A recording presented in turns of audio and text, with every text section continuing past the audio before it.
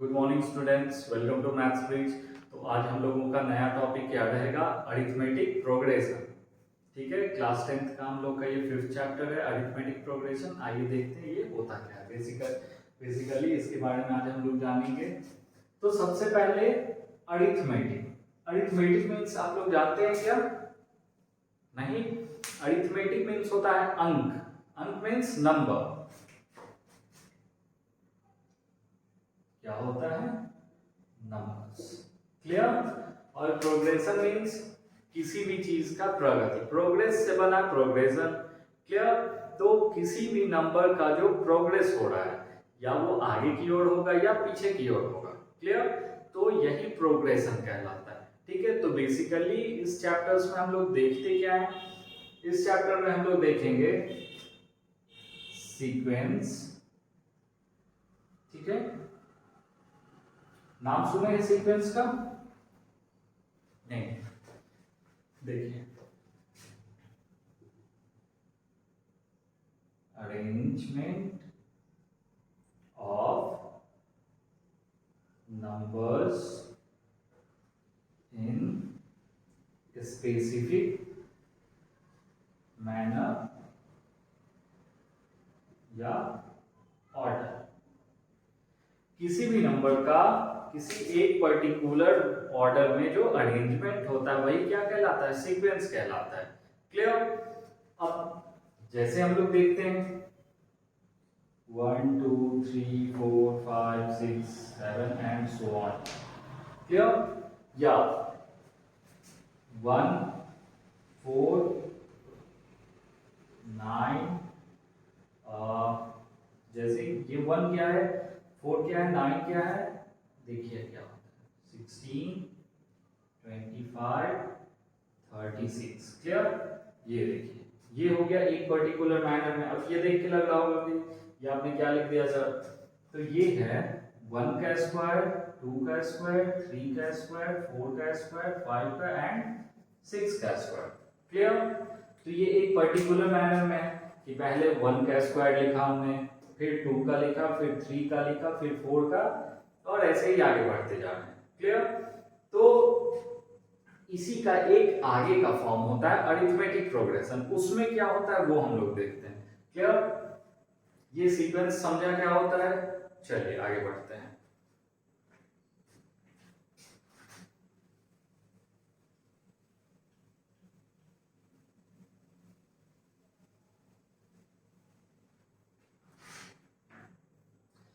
अब आते हैं अरिथमेटिक प्रोग्रेशन। इसका डेफिनेशन क्या होगा? एग्जैक्टली सीक्वेंस जैसा ही होता है। एग्जैक्टली सीक्वेंस जैसा ही होता है, लेकिन बस डिफरेंस ये होता है कि जैसे हम किसी नंबर को के आगे जा रहे हैं, जैसे 1 है, 4 है, नहीं यहां लिख देते हैं 1 3 5 7 9, इस तरीके से। अब इसमें जो होना चाहिए, दो नंबर के बीच का जो डिफरेंस होना चाहिए वो सेम होना चाहिए सारे। जैसे फर्स्ट 2 नंबर्स के बीच का डिफरेंस क्या है? 2 है, +2। फिर 3 to 5 के बीच का डिफरेंस क्या है? +2। 5 to 7 के बीच का डिफरेंस क्या है? +2। 7 to 9 के बीच का डिफरेंस क्या है? +2। मतलब एक कांस्टेंट डिफरेंस होना चाहिए। क्या होना चाहिए? एक कांस्टेंट डिफरेंस। क्लियर? ये नहीं कि ये +2 बढ़ गया, ये 3 बढ़ गया, ये कुछ और बढ़ गया, ऐसा नहीं होना चाहिए। तब ये अरिथमेटिक प्रोग्रेशन में नहीं आएगा। या तो हम आगे की तरफ जा रहे हैं, अगर पॉजिटिव तरफ जा रहा है तो कांस्टेंट पॉजिटिव की तरफ जाएगा, अगर निगेटिव की तरफ आ रहा है तो कांस्टेंटली निगेटिव की तरफ आएगा। क्लियर? यही होता है हमारा अरिथमेटिक प्रोग्रेशन। क्लियर? अब इसमें एक और टर्म आता है अरिथमेटिक सीरीज। अरिथमेटिक सीरीज ये क्या होता है? तो ये जो होता है बेसिकली, जो भी हमारे अरिथमेटिक प्रोग्रेशन में नंबर्स होते हैं उनका सम। तो जैसे 1 3 5 7 9 लिख दिया था, तो 1 + 3 + 5 + 7 + 9, इन सब का जो सम होगा वही क्या कहलाएगा? अरिथमेटिक सीरीज कहलाएगा। क्या कहलाएगा? अरिथमेटिक सीरीज कहलाएगा। क्लियर है? चलिए आगे बढ़ते हैं। एक एग्जांपल से हम लोग जानते हैं। क्लियर?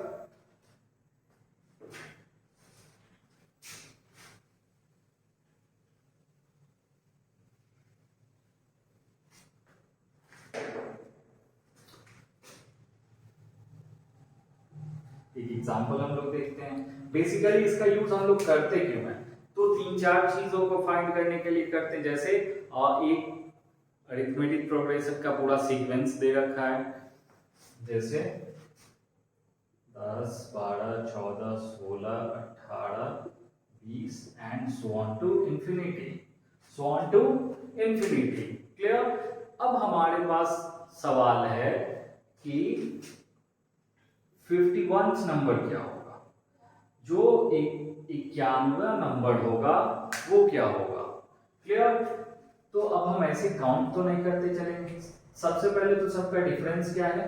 सबका डिफरेंस जो है वो 2 है, कॉमन डिफरेंस। दो नंबर्स के जो बीच का नंबर होता है उसको हम लोग क्या कहते हैं? Common, common difference. क्या कहते हैं? Common difference. और जब हम लोग फॉर्मूला यूज करते हैं इसका, तो डी से रिप्रेजेंट करते हैं इसको। क्या करते हैं? डी से रिप्रेजेंट करते हैं। क्लियर है? तो अब एक बात बताइए, हमको 51 टर्म निकालना होगा, तो हम 51 तक तो नहीं जाएंगे। 51 तक तो जाना पॉसिबल ही नहीं है। सपोज हम 51 तक चले गए, 200 टर्म निकालना है। पॉसिबल है क्या? बिल्कुल पॉसिबल नहीं है। इसीलिए हम लोग फॉर्मूला एक है हमारे पास। फॉर्मूला क्या है? Term n is equals to a plus n minus 1 into d। क्या है हमारे पास फॉर्मूला?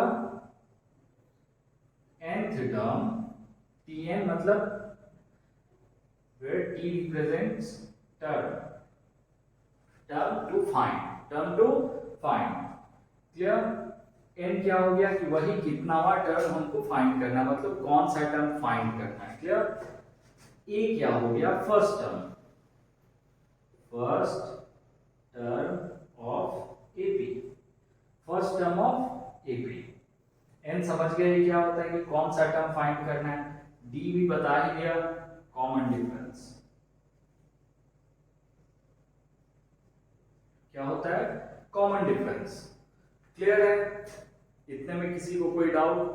कोई डाउट नहीं। चलिए, तो अब हम लोगों को कितना टर्म निकालना है? 51 टर्म निकालना है। Suppose tn is equals to, मतलब 51 टर्म क्या होगा वो देखते हैं। tn इज इक्वल्स टू, या यहाँ पे t51 लिख सकते हैं। t51 is equals to a first term, तो इस सीक्वेंस का फर्स्ट टर्म क्या था? 10 प्लस n माइनस 1। n क्या है? 51 minus 1 into d, where d is common difference. Common difference क्या है? 2 है। तो 10 प्लस 50 इंटू 2, 10 प्लस 100, 50 टू जा 100, 110। 51 टर्म क्या हो जाएगा? 110। क्लियर? तो ये हो गया हमारा answer. t51 is equals to 110। t51 is equals to 110। Clear है? इसी टाइप से एक दूसरा सवाल हम लोग देखते हैं। ये नोट करना है तो कर लीजिए।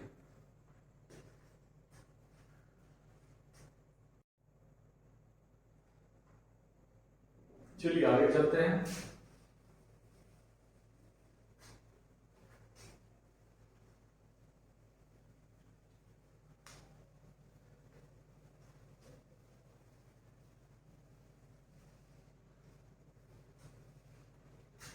इस पे एक सवाल देखते हैं, और 3-4 क्वेश्चन हम लोग अभी देखेंगे इस फॉर्मूले पे।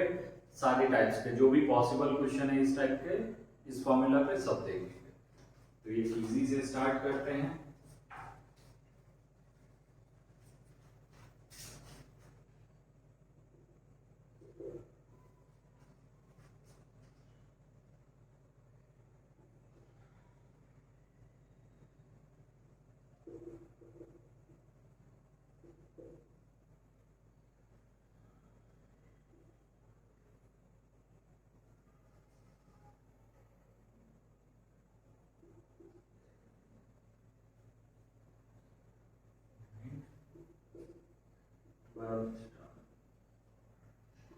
दूसरा पॉइंट nth टर्म,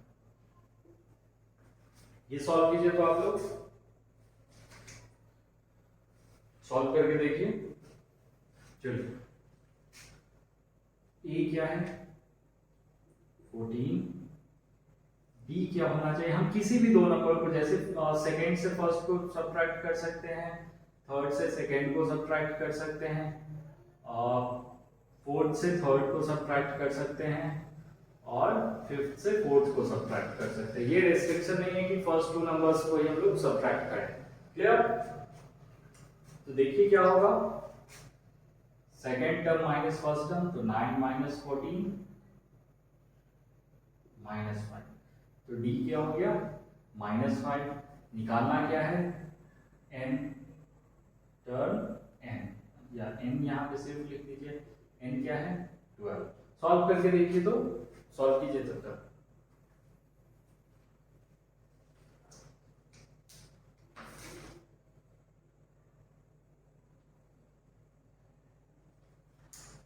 चलिए, सॉल्व करके आप कमेंट बॉक्स में आंसर कीजिए।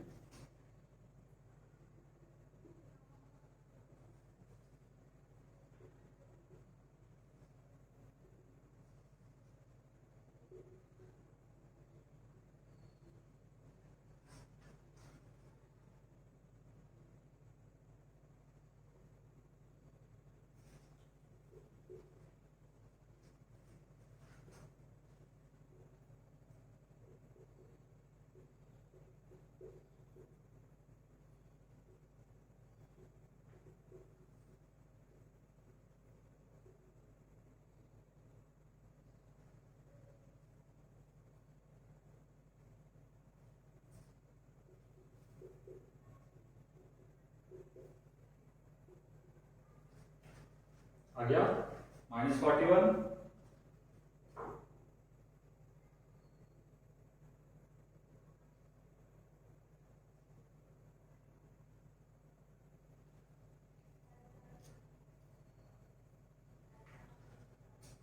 चलिए, नोट कीजिए इसको।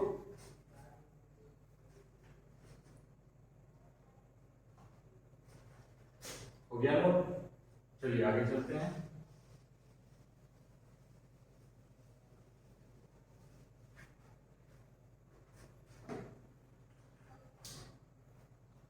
अब दूसरा क्या कह रहा है, nth टर्म निकालना है, मतलब n की जगह पे क्या वैल्यू हो जाएगा, n ही हो जाएगा। n की जगह पे क्या, n, बाकी सब सेम ही रहेगा क्योंकि सीक्वेंस तो यही है। तो a tn is equals to a plus n minus 1 into t. a क्या हो गया 14 plus n minus 1 into -5। 14 plus -5n, 14 plus -5n plus 5। Clear? अब इस -5 से हम इस दोनों में मल्टीप्लाई कर दिए, ये आ गया 14 plus minus -5n plus 5 is equals to 14 plus 5 कितना हो गया 19। 14 प्लस 5 19 माइनस 5n। यही हो गया हमारा आंसर। यही क्या हो गया हमारा आंसर। क्लियर? नोट कीजिए इसको, हम लोग नेक्स्ट टाइप देखते हैं इसके बाद। नोट, पहले नोट कीजिए इसको।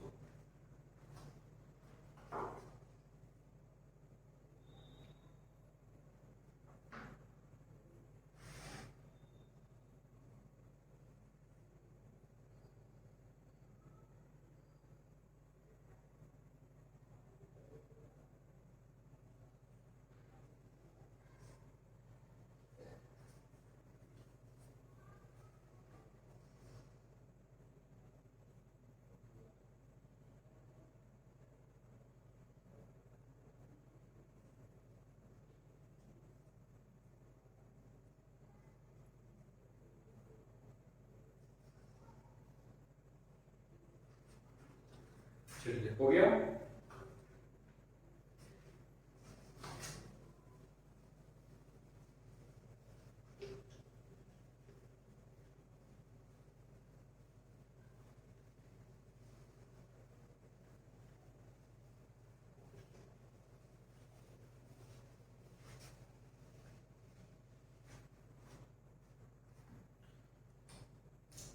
नेक्स्ट क्वेश्चन है,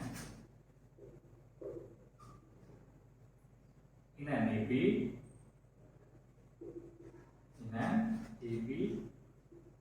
if D is equals to -4, N is equals to 7, Tn is equals to 4, Tn is equals to 4, then find the value of A. Then find the value of A, which means A क्या है, first term, A क्या है, first term. Solve कीजिए इसको। एक और question लिख ही देते हैं, क्वेश्चन 3।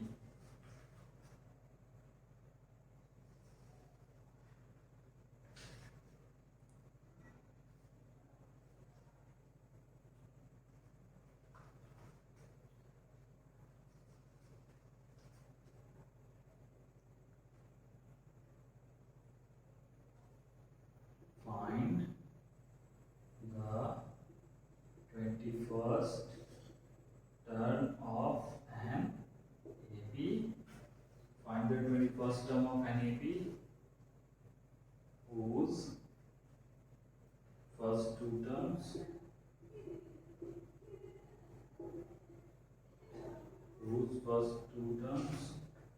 are -3 and 4। फाइंड कीजिए। दो क्वेश्चन है आपके सामने, दोनों क्वेश्चन बनाना है। चलिए पहले वाले का देखते हैं कुछ क्या है। कॉमन डिफरेंस दिया है, ए हम लोगों को फाइंड करना है और डी दिया है -4, एन दिया है 7 और टर्म एन का वैल्यू दे दिया है 4। क्लियर? तो Tn is equals to a plus n minus 1 into d।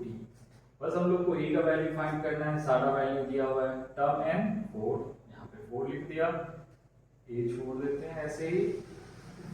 n क्या दिया है 7 minus 1, d क्या दिया -4, d क्या दिया -4, 4 is equals to a plus 7 minus 1 6 into -4, 4 is equals to a minus 24।